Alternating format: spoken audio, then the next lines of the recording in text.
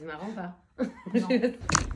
Je m'appelle Alice Sarfati, je suis metteur en scène, comédienne et maintenant un peu autrice. C'est mon deuxième spectacle. Je m'appelle Judith Zins, je suis actrice et je joue Jeanne dans le spectacle Grand Ours. Grand Ours raconte l'histoire d'une scène de constellation familiale. Donc c'est une forme de thérapie, entre guillemets, parce qu'on peut pas vraiment l'appeler comme ça, où des gens se retrouvent, chaque personne vient avec un traumatisme, une problématique, et ils viennent régler cette problématique en rejouant la scène. Et donc les membres du groupe vont venir interpréter les membres de la famille de la personne concernée. Donc c'est une séance de constellation dans laquelle on va rentrer dans la fiction de Jeanne. Oui, en fait, on se rend compte que le personnage de Jeanne vient chercher des réponses à ses questions, mais en fait, elle se rend compte que c'est pas que ses questions à elle. C'est en fait des questions même sur des générations avant.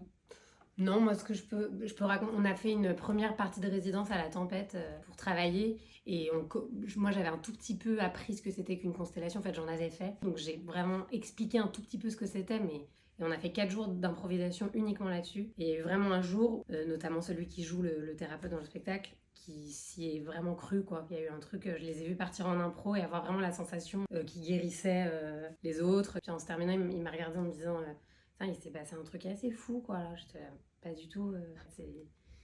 C'est dont on joue.